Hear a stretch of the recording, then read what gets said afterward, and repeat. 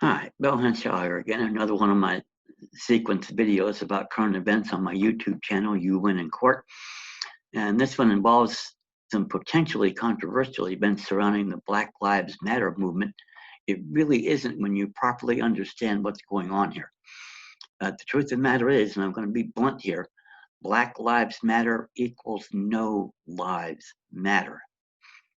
And the reason for that is that those of you out there in the African American community and Asians and whatever, and you think you got all these rights from the non-existent 14th War Amendment, you got jack shit. It wasn't designed for you. On occasion, they have to make it look good, as they may have to do in Minnesota with George Floyd. That's one obvious one. And they may have to make it, look good. The guy may actually go to jail for a little while. Who knows? But the bottom line is the secret intent behind that amendment, and no one who ratified it had a clue except the members of the secret committee on 15 on Reconstruction, was to make citizens out of corporations. Chase Bank, IBM, you name it. Corporate citizens, and that's the only citizenship that you have. Actually, you should be say citizenship because that's what it is. And you'll note the current holder of the White House said on November the 1st, 2018, that he had the authority to summarily remove or take away citizenship from people with that citizenship. This was said in the context of then all the migrants that were trying to swarm the border getting into the United States. But that's the same citizenship that you claim to have. And it looks like he could do the same thing to you just summarily with an executive order and a piece of paper. Bang, you're out of here. No opportunity to be heard, no nothing.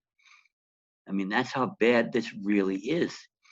The citizenship here is what it was. And for those of you who think that Roger Brooke County was wrong in the Scott v. Sanford case, otherwise known as that infamous Dred Scott case, you're dead wrong. That's one of the best decisions the court ever made. And the only thing I heard about that, and you probably heard it too, in your 10th grade mandatory public education system, all they said was that Tani said the black man has no rights the white man is bound to respect. Never did you get the context in which he said that. That we're talking about events around the year 1776 in the colonial times. So that's a much different thing than what it's taken to be now.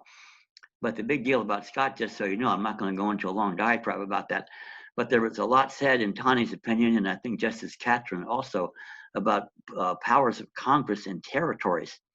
And that's what they don't want you to know. There's limits on powers of Congress, even in territories, especially the ones that are ready to become states. That's not true in what are called insular territories like Guam, the Philippines, Puerto Rico, and like that. That's a different kind of territory. But in regular territories, people were preparing for statehood and they had all their rights intact as inhabitants of territories.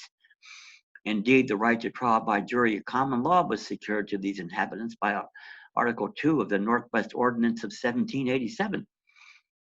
And yet we don't have it anywhere in sight today in at least criminal misdemeanor cases.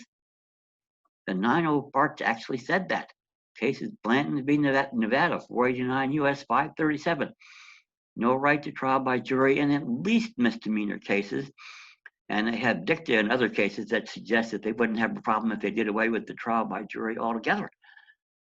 Well, for those of you who owe your citizenship to the 14th Amendment and the government created you and the government owns you, what's the problem? There isn't one. For the rest of us, we might have a hell of a claim to make here. And in doing that, we're going to enlarge your status and increase your rights quite a bit in doing it, because now you're going to have a lot of the rights that you would have had. There are areas to be worked out, and we're going to have to amend the Constitution and do it properly. And that 14th Amendment, as you'll see by getting my document packets, send me an email, by the way, youwinincourt@gmail.com. I'll send you information on that pronto. And you'll find out the 14th Amendment was what I call a gargantuan, gruesome, grand slam of violations of rights of all 6 articles of the Constitution. It can't possibly have been in existence. And wouldn't you know, that's the only jurisdiction when you walk into one of their courts, that's all they got. Ain't. Not a common law court, nothing even close to it.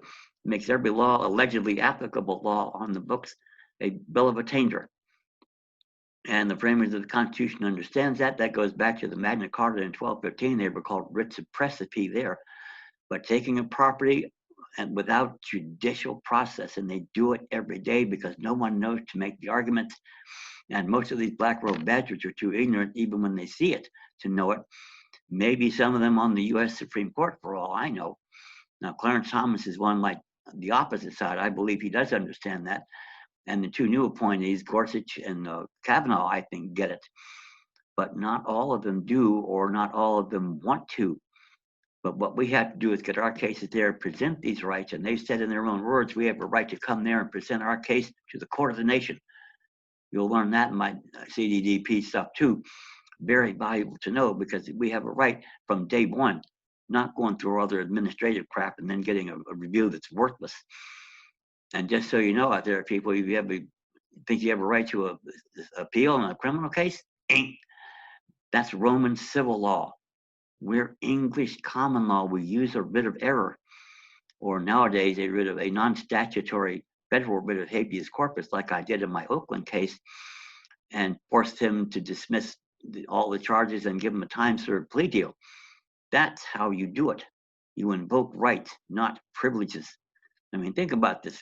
We the people that created this Constitution and all of government, we did that in order to secure the blessings of liberty to ourselves and our posterity, none of which, it should be noted at the time, was Asian or African. But that's the way it works. I certainly wouldn't go to Beijing or Pyongyang, Nairobi or wherever, and expect to be welcomed with open arms in that nation and treated as a political equal. It doesn't work that way. It doesn't here.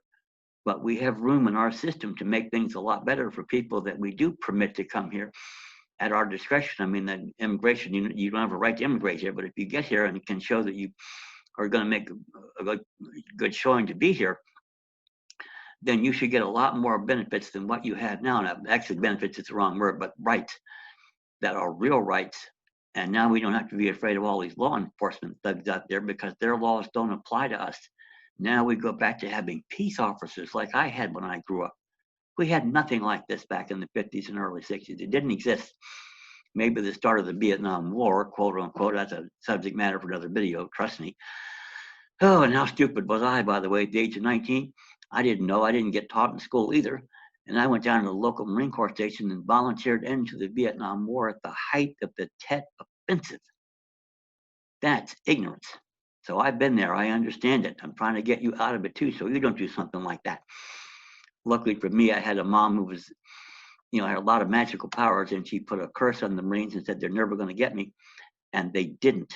I have the shortest tour of duty in the history of the Marine Corps. Funny story I'll tell you another day, but 3 hours I was in, I got my official military discharge to prove it. The call to get me was so quick that they hadn't even gotten home yet. And of course, this is way before cell phones, so they had to come all the way back to Fort Holabird and pick me up. Amazing stuff I've had happen in my life. But anyway, that said, if you're saying Black Lives Matter, you're saying no lives matter, because there's no live persons that are citizens here. They're only corporate entities, and that's how they treat you. Couldn't care less. You're a corporation that they created, and you have whatever privileges they want to give you. Understand that, and you get through with this Black Lives Matter stuff real quick. I mean, it's that simple, and we get back and we all have to work together. They've been dividing and conquering for at least 150 years here. It's time to stop. We all get on the same side and go after them, and we're going to get there a whole hell of a lot faster and with better results. And that's the unprecedented window we have right now with all this COVID crap going on too. So that said, and things are opening up as I thought they would. I'm doing better with my business now, and things are going in the right direction. And we have a real shot, not only to make a difference now, but for our children, your children, and your posterity. That's how important this is. For more information, send me an email, youwinincourt@gmail.com. Like the videos, subscribe, tell your friends, get the word out. It looks like we can really do this now. Thank you.